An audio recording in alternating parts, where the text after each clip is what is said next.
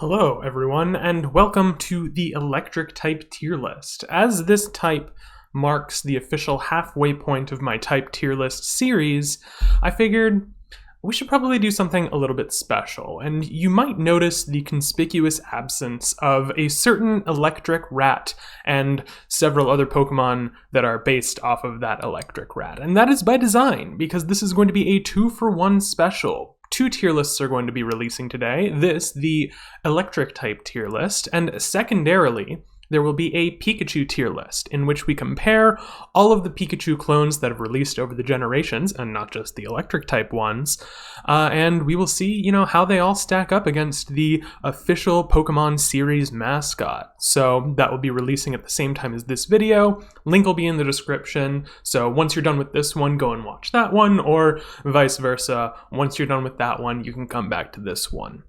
But without any further ado, let's jump into the electric type, home of many a fan favorite Pokemon. And starting off,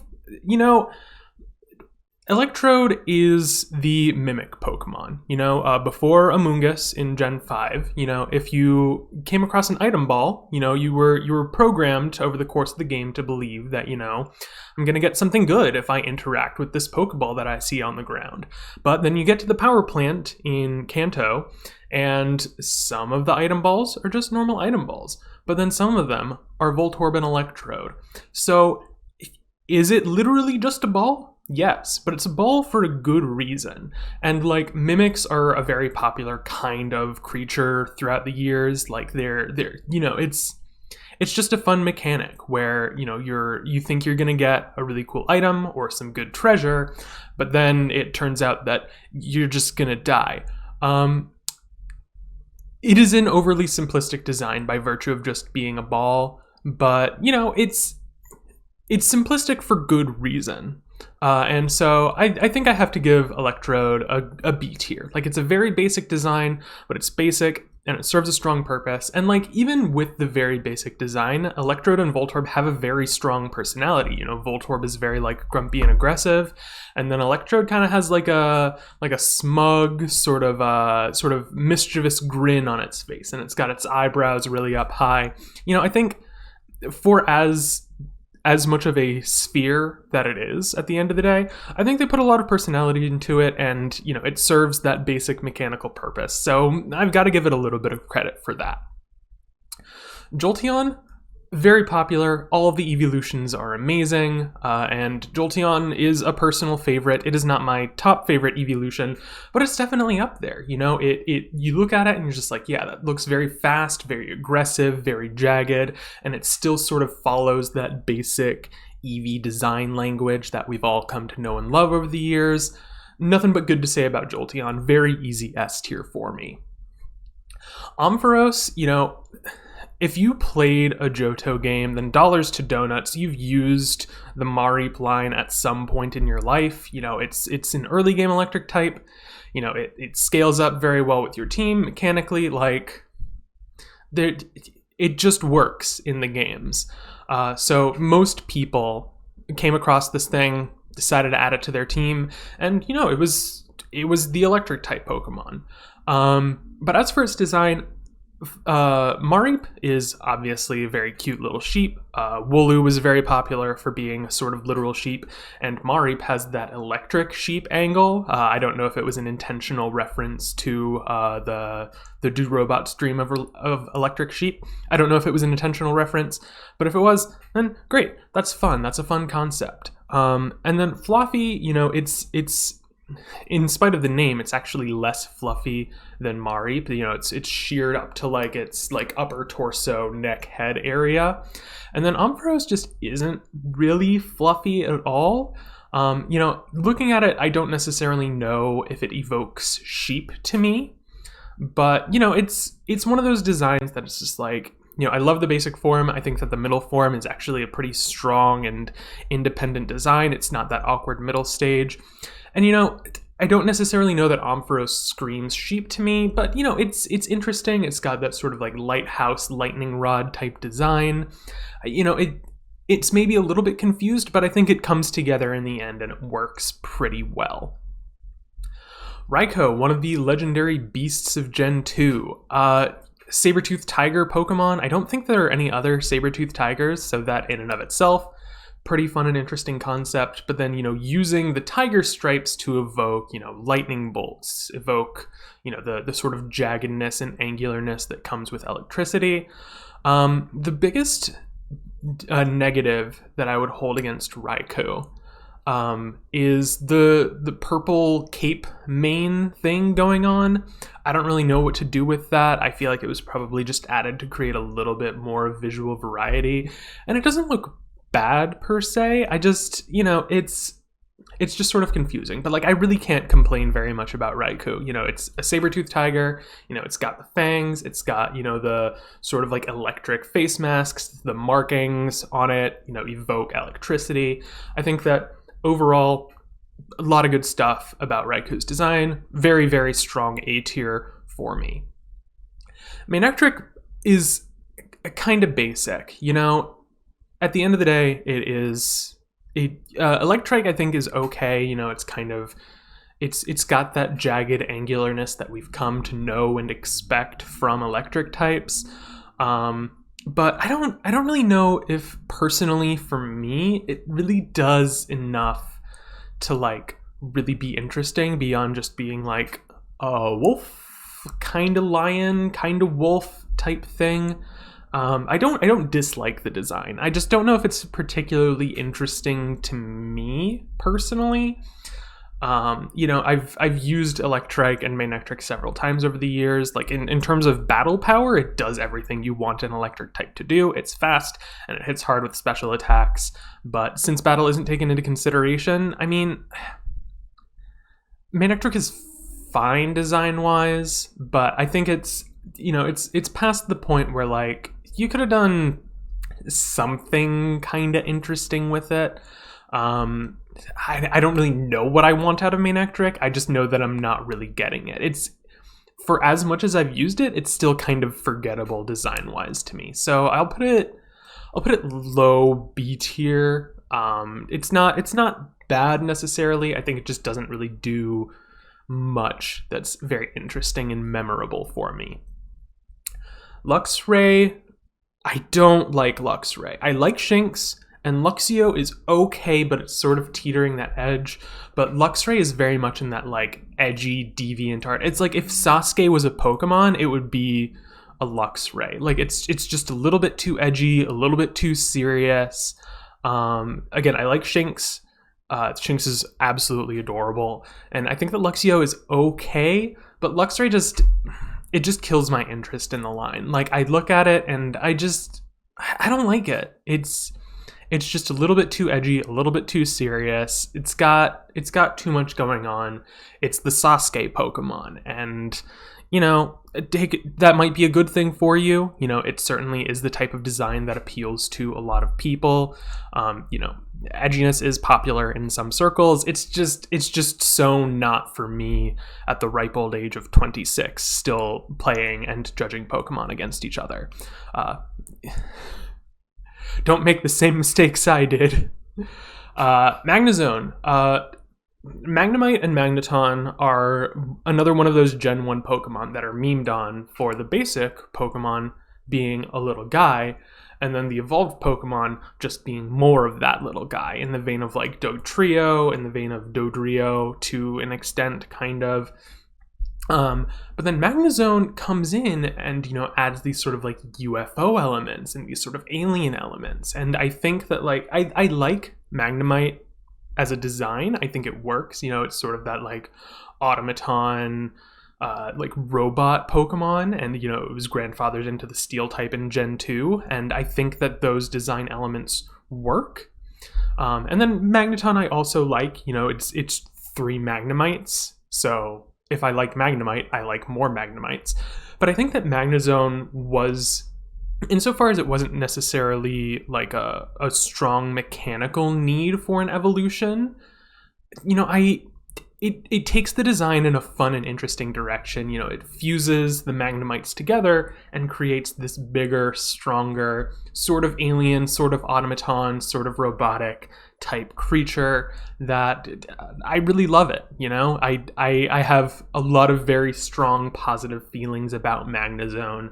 I think that it's one of the better cross-generation evolutions that was introduced in Generation 4.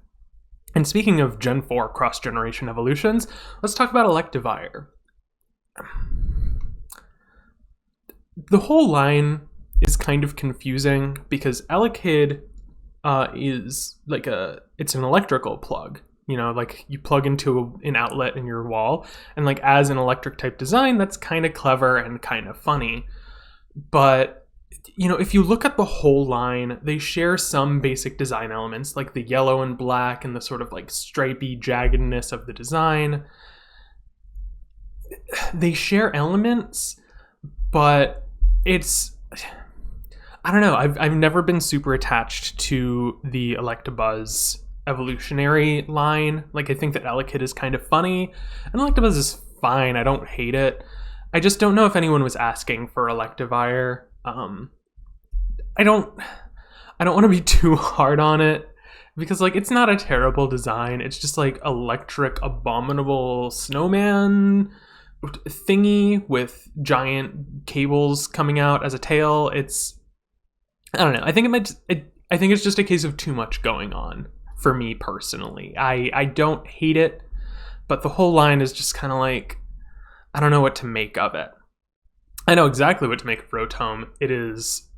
Rotom is such an amazing concept. It's an electrically charged ghost that can possess all sorts of different machines and then gain powers depending on the type of machine it is. Like, I don't feel like I need to justify Rotom being just like a very strong concept and a pretty perfect execution.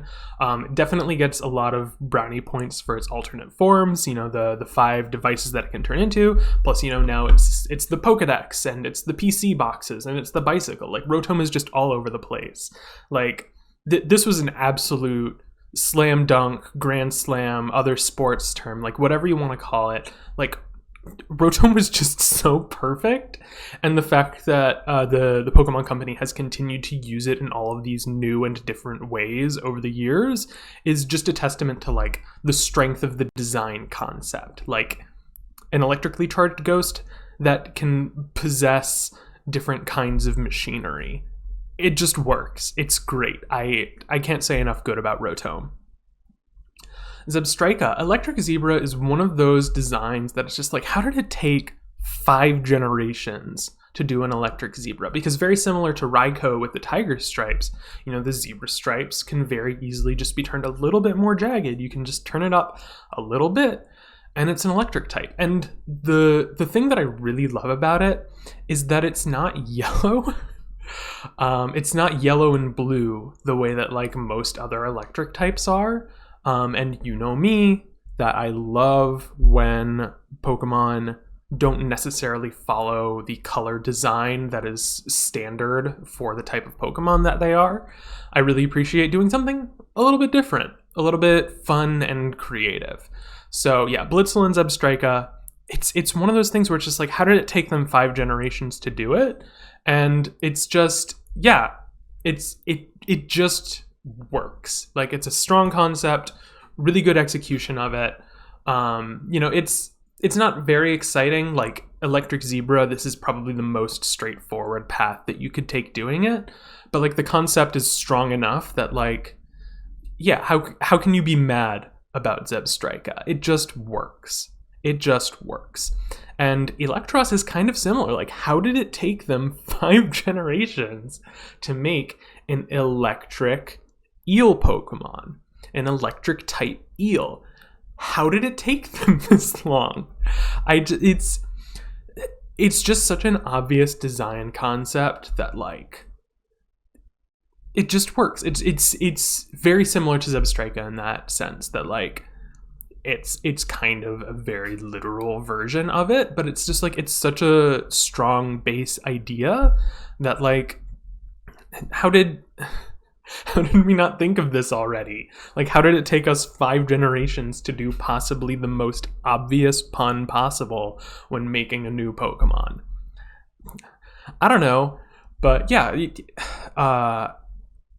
Tynamo is the basic one. Yeah, Tynamo is the basic one. I think that Tynamo is the weak link of the evolutionary line. I think that Electric and Electros are much better. You know, they have that like very strong serpentine design versus Tynamo's like kind of tadpole-like almost.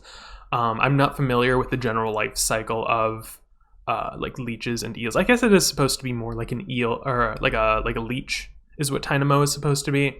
But yeah, I like the whole line. But I think that Tynamo is probably the weak spot for me. I don't think that it's very cute in and of itself.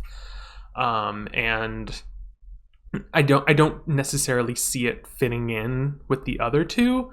There are a lot of Pokemon over the years that are just like, I don't know why this needed to be a 3-stage evolution, or even why it needed to be a 2-stage evolution. Like, it could have easily just been a one-off, like something that you get like a little bit later in the game.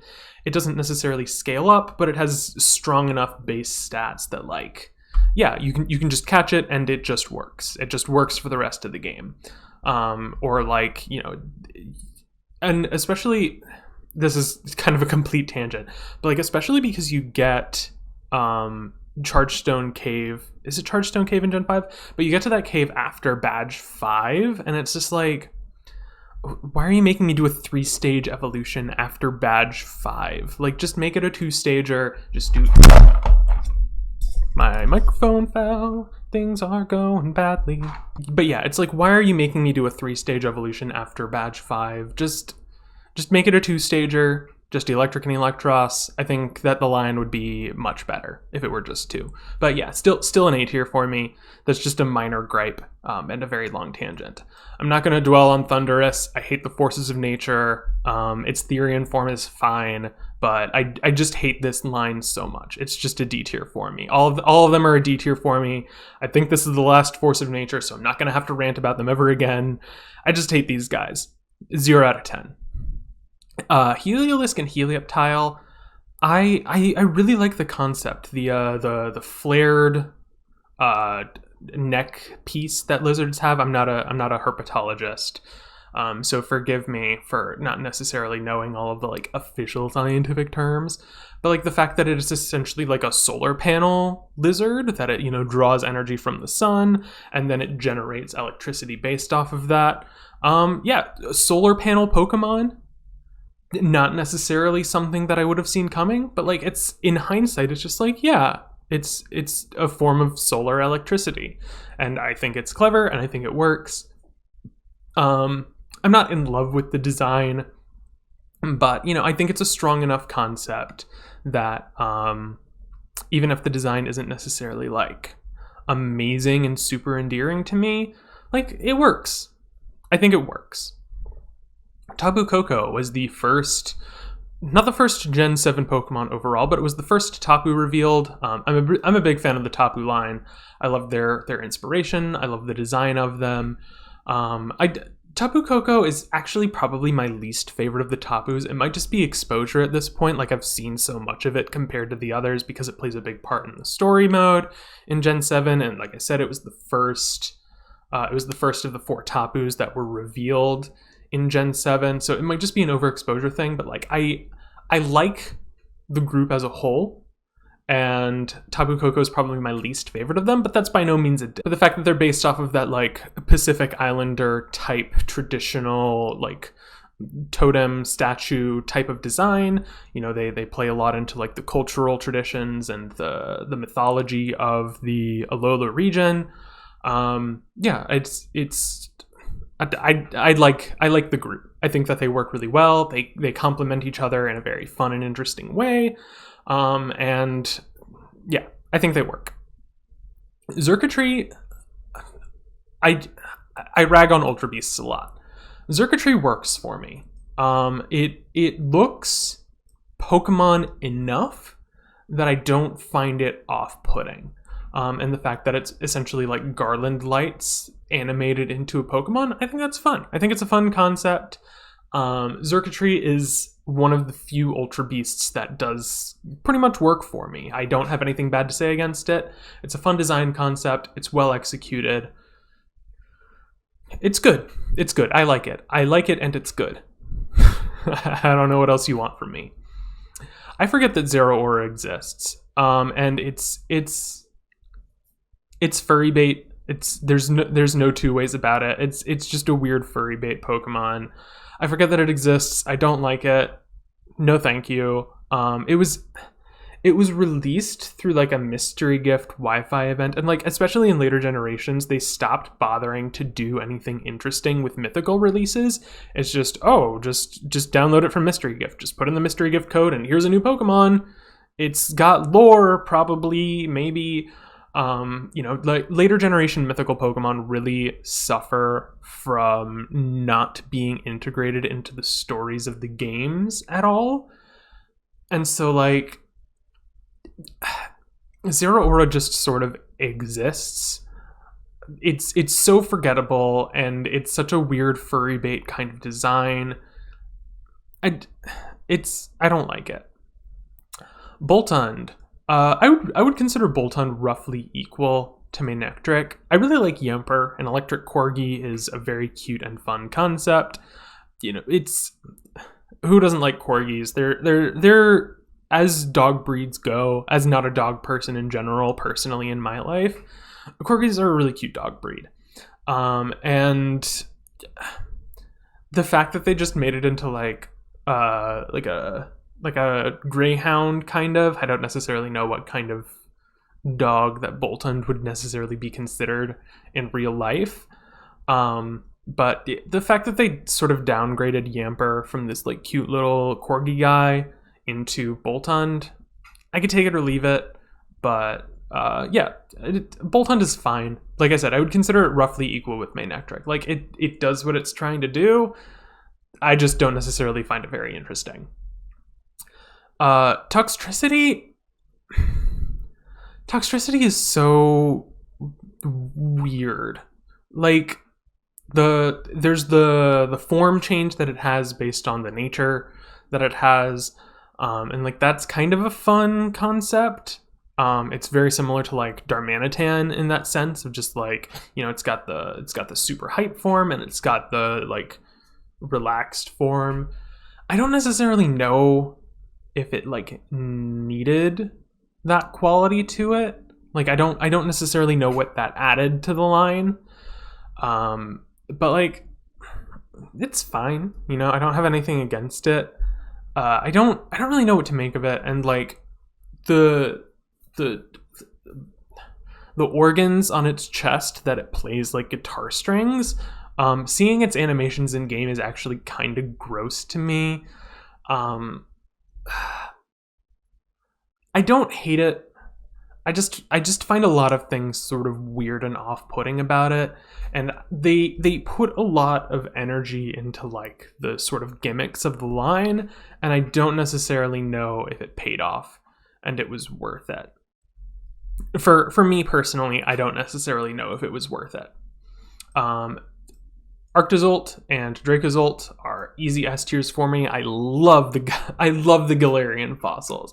It's such a fun, like I love a fun gimmick concept. The fact that it's just like you've got these 4 different halves of Pokemon fossils that you can fit together in 4 different ways. So you've got, the electric head and the water head, and then the dragon tail and the fish tail, or the ice tail.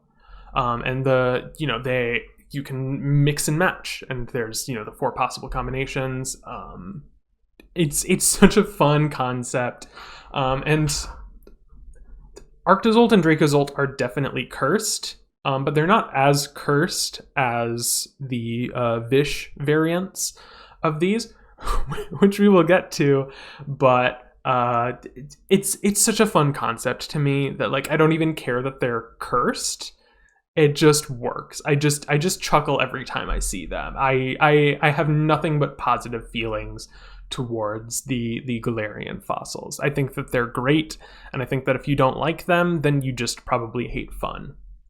And finally, last but not least, is Regieleki. The three original Regis were, they were very like solid, burly, bulky golems. And then Regigigas was released, and it was kind of in that same vein of just being like a very like dense, heavy, strong thing. And then the Galarian Regis come out, and we're not going to talk about Regidrago. We'll talk about when we get to it. But I love the concept of an electric golem. I think that it's very fun. It's very interesting, and like this is what an electric Regi should look like. I think that it's got the strong concept. It borrows the design language from the Regis that have already existed, but it does something kind of new and different with it.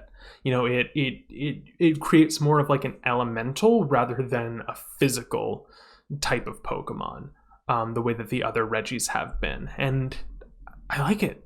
I like it a lot. What can I say? Honestly, like, similar to Evolutions, if they just like continued releasing Regis that there were all these different types of Regis, I think that'd be really fun and interesting. I like all of them. I think that especially like the original 3 and Regieleki are A tier to me. I don't remember where I put Regigigas. I feel positively about Regigigas. I think that it's weaker than a lot of the others. But yeah, the Regis are one of those lines that like they could just keep releasing Pokemon in it forever until they run out of types, and I wouldn't be upset about it. I would probably like most of them because it works. They're just elemental golems. It's a fun concept, and it's easily replicable while not necessarily feeling overly stale. But here we are at the end of the electric type tier list. Electric, very strong type overall. And like I said, this is going to be released at the same time as the Pikachu tier list. So now that you've watched this one, go ahead and over and watch that one. Thank you so much if you watched all the way to the end. I hope you had a fun time. I know that I did. Please like and subscribe if you enjoyed the video and you want to see more. Like I said, we are at the official halfway point of the type tier lists, so it's all downhill from here. And we're going to be coming up a little bit before the release of Scarlet and Violet, and depending on when exactly all these things release, then I'll do other Pokemon related tier lists in that time frame. But thank you very much for watching. Check out the Pikachu tier list if you haven't already, and I hope that you have a wonderful day.